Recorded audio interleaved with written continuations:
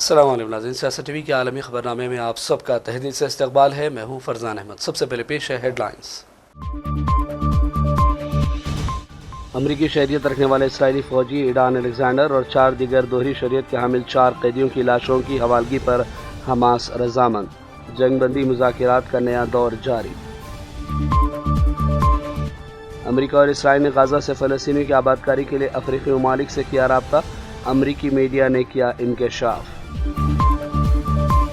Trump انتظامیہ نے Colombia university کی فلسطینی طالبہ لکھا کو بھی گرفتار کر لیا۔ سماجی کارکن خلیل کی حراست کے بعد دوسری گرفتاری۔ فلسطینیوں کے حق میں آواز بلند کرنے والے اسٹوڈنٹس کے خلاف ٹرمپ انتظامیہ کی جارحانہ کارروائیاں۔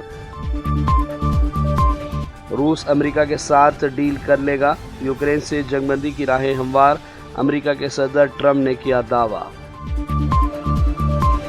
اور یوکرین کے خلاف لڑائی میں جنگ بندی کی امریکی تجویز کو منظور کرے یا پھر مزید پابندیوں کے لیے تیار ہو جائے، دنیا کے ترقی یافتہ ممالک کے گروپ G7 نے روس پر بڑھایا دباؤ۔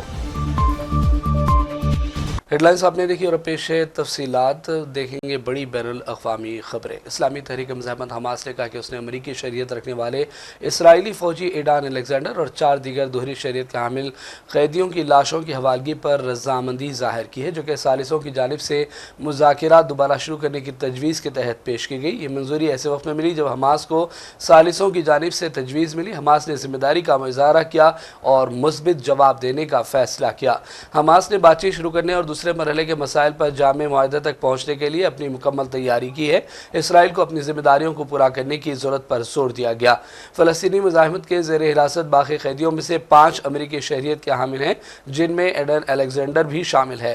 قطری دارالحکومت میں امریکہ کے مشرق وسطیٰ کے قاصد اسٹیون وٹکوف اور ایک اسرائیلی تکنیکی وفد کی شرکت کے ساتھ مذاکرات ہو رہے ہیں۔ حماس نے جنگ بندی کے مذاکرات کے نئے دور کے آغاز کا اعلان کرتے ہوئے زور دیا کہ وہ امریکہ کے ساتھ ذمہ دارانہ انداز میں بات چیت کر رہے ہیں۔ امریکی میڈیا کی جانب سے انکشاف کیا گیا ہے کہ امریکہ اور اسرائیل نے غزہ سے فلسطینیوں کی آبادکاری کے لیے افریقی ممالک سے رابطہ کیا ہے۔ امریکی میڈیا نے امریکی اور اسرائیلی حکام کے حوالے سے کہا کہ امریکہ اور اسرائیل نے مشرقی افریقہ کے 3 ممالک سوڈان، صومالیہ اور صومالی لینڈ کے عہدیداروں سے رابطے کیے ہیں تاکہ غزہ کے فلسطینیوں کی آبادکاری کے لیے ان ممالک کی زمین استعمال کرنے کا معاملہ زیر بحث آ سکے۔ سوڈانی حکام نے اس کو مکمل مسترد کر دیا، تاہم صومالیہ اور صومالی لینڈ کے حکام نے کہا کہ انہیں اس حوالے سے کوئی رابطے کا علم نہیں ہے۔ خیال رہے کہ امریکہ کے صدر ٹرمپ نے فروری میں غزہ سے فلسطینیوں کو زبردستی بے دخل کرنے اور غزہ پٹی پر قبضے کا منصوبہ پیش کیا تھا، جسے فلسطینیوں اور مشرق وسطیٰ کے ممالک نے ٹھکرا دیا۔ تاہم گزشتہ دنوں صدر ٹرمپ نے آئرلینڈ کے وزیر اعظم کے ساتھ ملاقات کے دوران کہا کہ کسی کو بھی غزہ سے بے دخل نہیں کیا جائے گا۔ ظالم اسرائیلی فوج کی جانب سے فلسطینی نمازیوں کی مسجد اقصی میں داخلے اور وہاں پر عبادت پر عائد غیر انسانی پابندیوں کے باوجود لگ بھگ 1.25 لاکھ فلسطینیوں نے گزشتہ شب مسجد اقصی میں عشاء اور تراویح کی نماز میں شرکت کی۔ جمعے کی شام تقریباً 1,30,000 فلسطینیوں نے اسرائیلی ظالم حکام کی جانب سے پابندیوں کے باوجود مسجد اقصی پہنچے۔ القدس میں اسلامی اوقاف کے محکمے نے بھی کہا کہ ظالم اسرائیلی حکام کی پابندیوں کے باوجود بڑی تعداد میں لوگ مسجد اقصی کا رخ کر رہے ہیں۔ ظالم فوج نے متعدد نوجوانوں کو مسجد اقصی میں نماز ادا کرنے سے روک دیا، جبکہ مسلسل مسجد اقصی اور اس کے اطراف پابندیاں سخت کر دی گئی۔ اس کے باوجود پابندیاں توڑتے ہوئے فلسطینی قبلہ اول کو پہنچنے میں کامیاب ہو رہے ہیں۔ ٹرمپ انتظامیہ نے کولمبیا یونیورسٹی کی فلسطینی طالبہ لیخا کو گرفتار کر لیا ہے۔ سماجی کارکن خلیل کی گرفتاری کے بعد یہ دوسری حراست ہے۔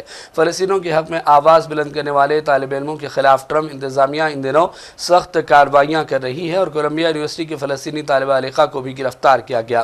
دعویٰ کیا گیا کہ فلسطینی طالبہ لیخا کو F1 اسٹوڈنٹ ویزا کی مدت ختم ہونے کی وجہ سے حراست میں لیا گیا ہے۔ یاد رہے کہ اس یونیورسٹی میں فلسطینیوں کی تائید میں بڑے پیمانے پر مظاہرے ہوئے اور یہ دوسری یونیورسٹیوں میں بھی پھیل گئے تھے، جس کے خلاف ان دنوں ٹرمپ حکومت سخت ترین کارروائیاں کر رہی ہے۔ امریکہ کے صدر ٹرمپ نے تصدیق کی ہے کہ انہوں نے اپنے روسی ہم منصب ولادیمیر پوتین سے بات چیت کی ہے۔ ٹرمپ نے کہا کہ وہ محسوس کریں کہ روس ان کے ملک کے ساتھ ڈیل کر لے گا۔ ٹرمپ نے کہا کہ روس سے اچھی خبر ملی ہے۔ اس سے خبر امریکی صدر نے بھی کہا کہ وہ پوتین کو یوکرین جنگ ختم کرنے پر قائل کرنے کی کوشش میں ہے، مگر معاملہ اتنا آسان نہیں ہے۔ آئیے دیکھتے ہیں ٹرمپ کا اس حوالے سے یہ بیان۔ Russia, we're hearing good things. Who knows? But we're hearing good things. They're in a very strong position militarily with quite a few Ukrainian soldiers, but hopefully nothing will happen with that. I've asked them not to let anything happen, and I hope that nothing happens.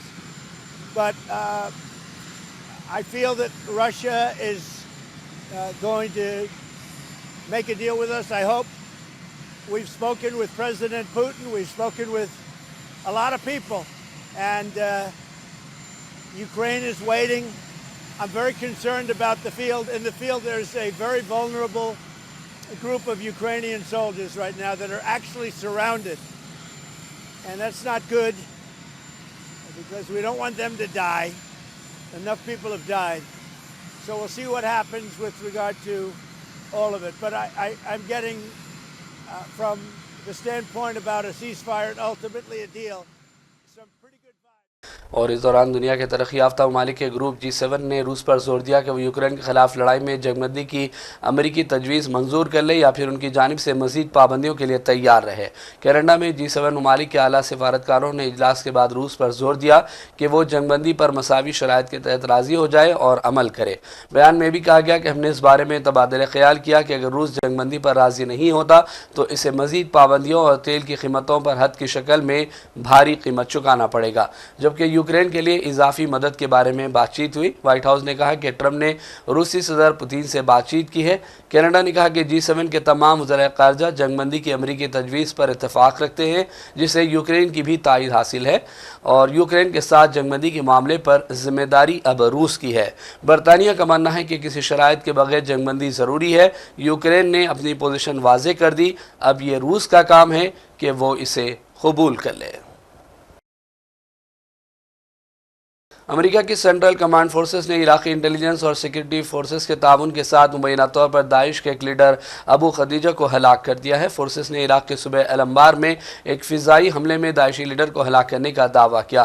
اس دوران امریکی صدر Trump نے بھی ابو خدیجہ کے قتل پر تبصرہ کرتے ہوئے کہا کہ داعش لیڈر کو مار دیا گیا ہے۔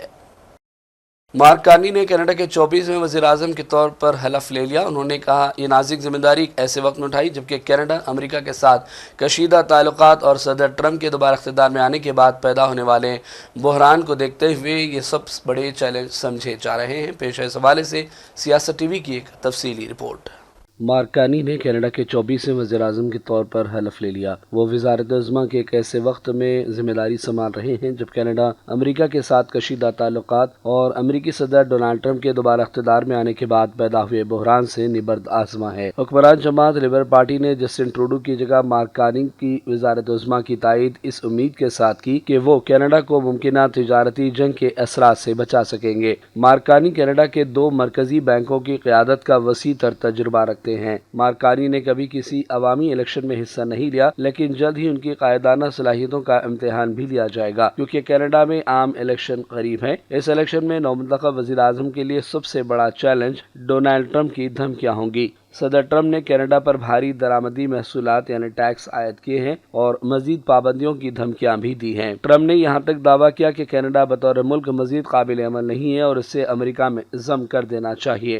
کینیڈا میں ہوئی حلف برداری کی تقریب میں مارک کارنی نے ٹرمپ کی پالیسیوں کو کینیڈا کی اس نسل کے لیے سب سے بڑا چیلنج قرار دیا ہے۔ بیورو رپورٹ، سیاست ٹی وی۔